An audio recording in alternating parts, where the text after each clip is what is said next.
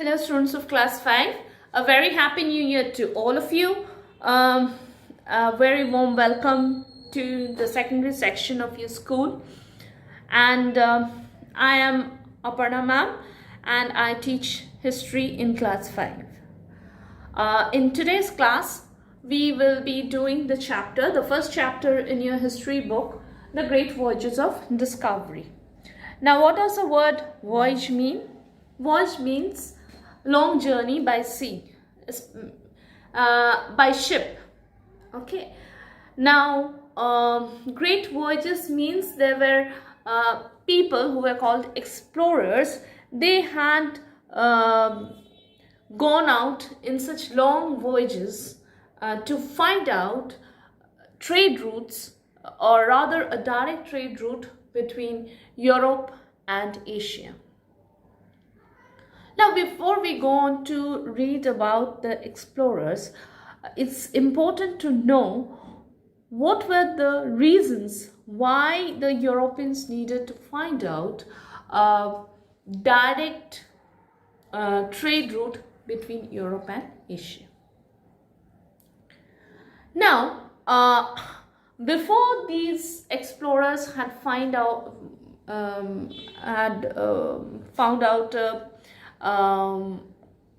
direct trade route, trade was mainly carried out by the Arabs. Okay, Arabs were the main traders.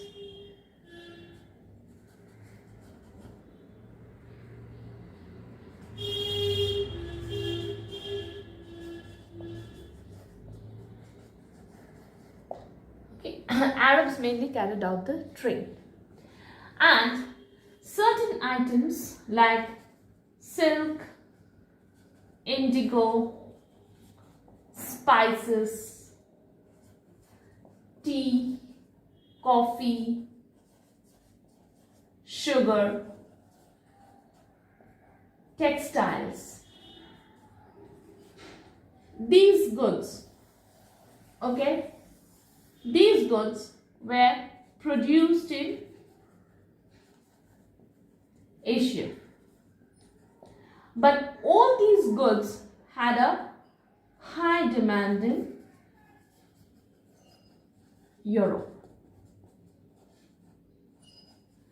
Now, since these goods were in great demand in Europe, the Europeans made sure that they got these items for themselves. But what happened when these items reached Europe? When these items reached Europe, they were very expensive. Why? Because it has gone after passing through several hands. That is, since there was no direct trade route, there were many stoppages. So from one stop, the goods shifted to the other, to the other, to the other, and that way. So every way, some cost was added to it. So finally, when the goods were sold in Europe, they were quite expensive for them. So this was the first reason why the Europeans felt that there ought to be a direct trade route between Asia and Europe. Now, another thing was, during the 15th century, there was the rise of Ottoman Empire.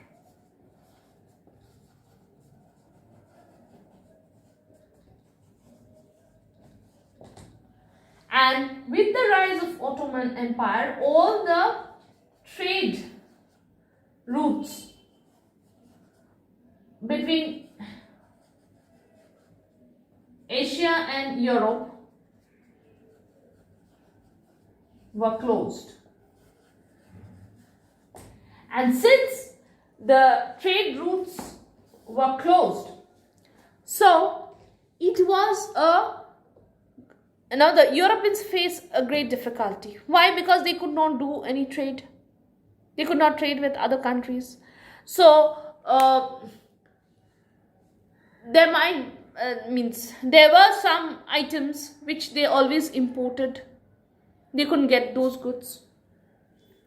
So at that time, the European rulers, they helped these explorers with they encouraged these people, and they helped them with ships, men and money to go on long voyages and to explore and find out a direct route between Europe and Asia. Now, the third was the accounts of travelers like Marco Polo.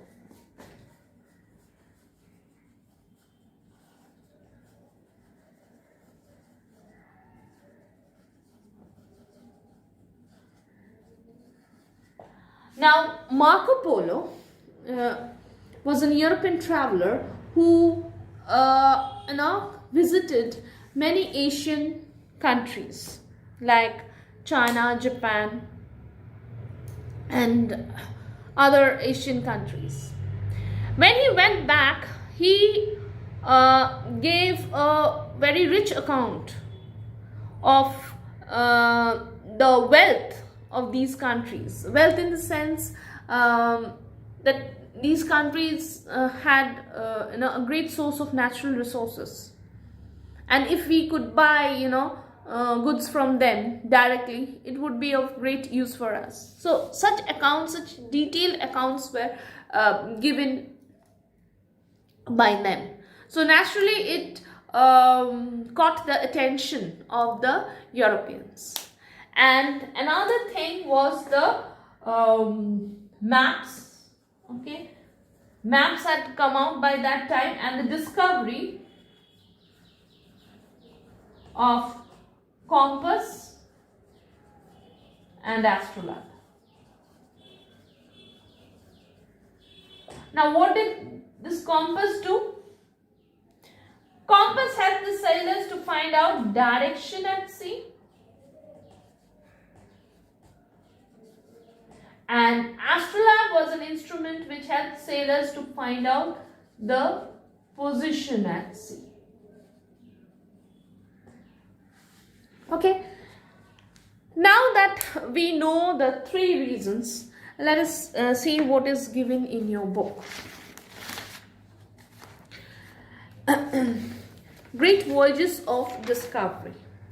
For many years, till the discovery of the sea route by the Europeans, trade between Europe and Asia was mostly carried out by Arab traders. As I said already, the Arabs were the main traders.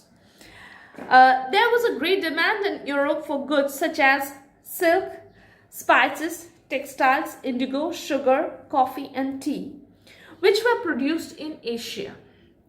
These goods reached European markets after passing through many hands, and they were always expensive.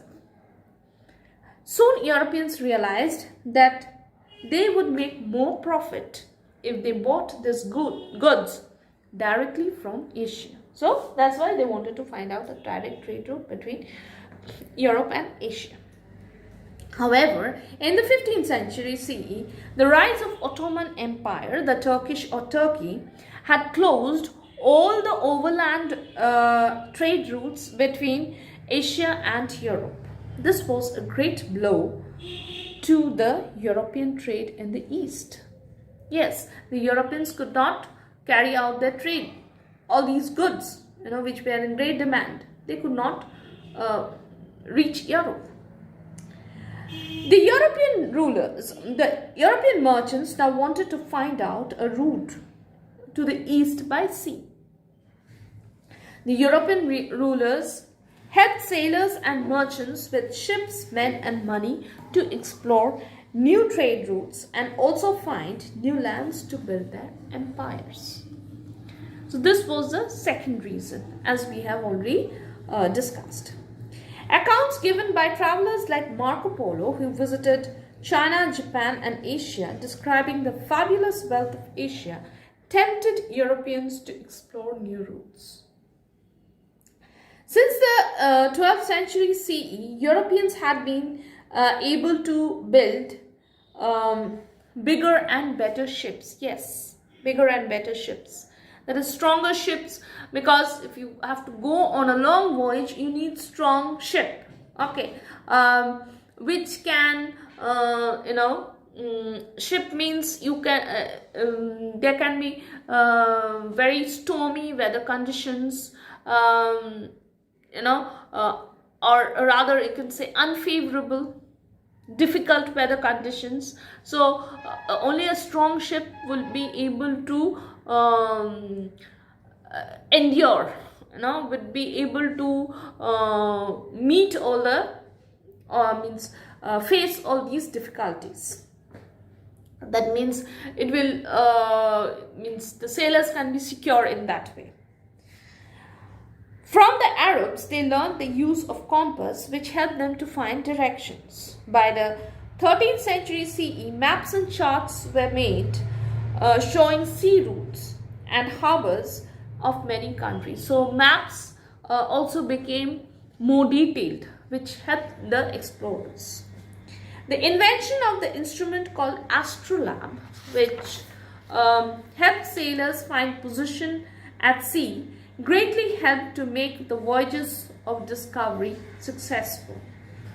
So, with bigger ships, maps and astrolabe, people could sail to distant lands. So, maps, astrolabe, compass, all these help people to travel to distant lands. Now, we stop here today. We will do about the explorers in the next day, okay, in the next class. Thank you, students.